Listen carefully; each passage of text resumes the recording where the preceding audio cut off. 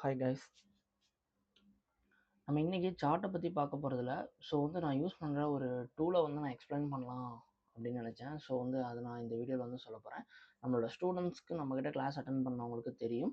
So இப்போ நீங்கள் இந்த வீடியோவை பார்த்தீங்கன்னா உங்களுக்கு ஒரு கிளாரிட்டி கிடைக்கும். ஒரு கிளியராக எப்படி ட்ரேட் பண்ணுறது, எப்படி ஒரு ஸ்டாக்கை சூஸ் பண்ணுறது, எப்படி நம்ம போர்ட்ஃபோலியோவை மேனேஜ் பண்ணுறது அப்படிங்கிறத உங்களுக்கு இந்த வீடியோவில் நான் கிளியராக எக்ஸ்பிளைன் பண்ணுறேன். ஸோ இது நான் ரெடி பண்ண நான் யூஸ் பண்ணுறதுக்காக வச்சுருக்க டூல். தென் நம்மளோட ஸ்டூடெண்ட்ஸும் யூஸ் பண்ணுறாங்க. ஸோ இப்போ இந்த டூலோட ஒர்க் என்ன? இப்போ உங்கள் ரிலையன்ஸுங்கிற கம்பெனி இருக்குது. ஸோ அந்த கம்பெனியோட மார்க்கெட் கேப் என்ன,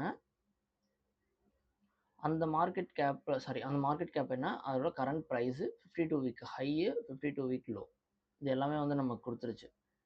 அதுக்கப்புறம் பிரேக் அவுட் ஸ்டேட்டஸ், அதாவது இதை இந்த பிரேக் அவுட் ஸ்டேட்டஸ் எதை மீன் பண்ணுது அப்படின்னா 52 வீக் ஹையை பிரேக் பண்ணால் இது எஸ் அப்படின்னு மாறிடும்.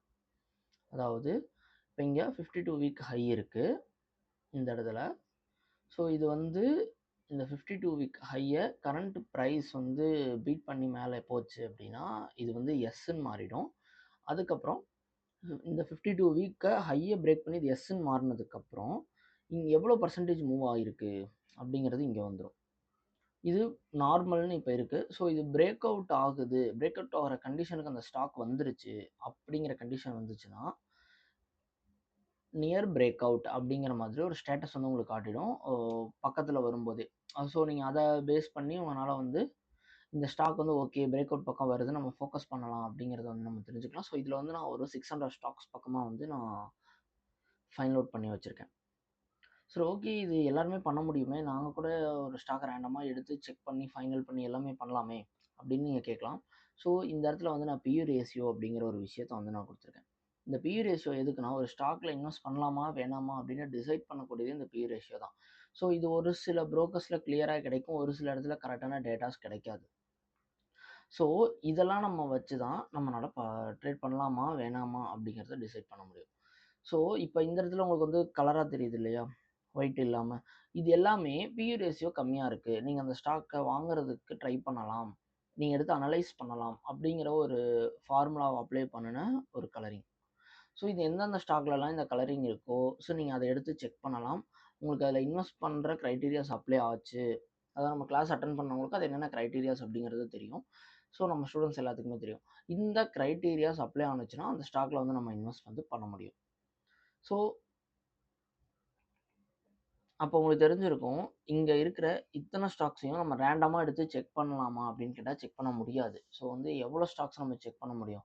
ஸோ செக் பண்ண முடியாதுங்கிறதுக்காக தான் இந்த மாதிரி ஒரு சிம்பிளான ஒரு டூல்.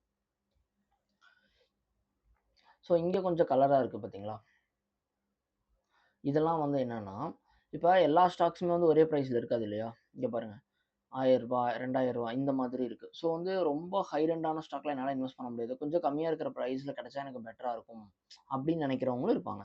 ஸோ இந்த இடத்துல இங்கே கலரிங்கில் வந்திருக்கிற ஸ்டாக்ஸ் எல்லாமே 300க்கு கீழே இருக்கக்கூடிய ஸ்டாக்ஸ். நோட் பண்ணீங்கன்னா தெரியும். ஸோ அப்போ நீங்கள் எதையும் போய் தேட தேவையில்லை, நீங்கள் அந்த எக்ஸல் ஷீட்டை ஓப்பன் பண்ணி பார்த்தாலே இந்த கிளியரான ஐடியா கிடச்சிரும்.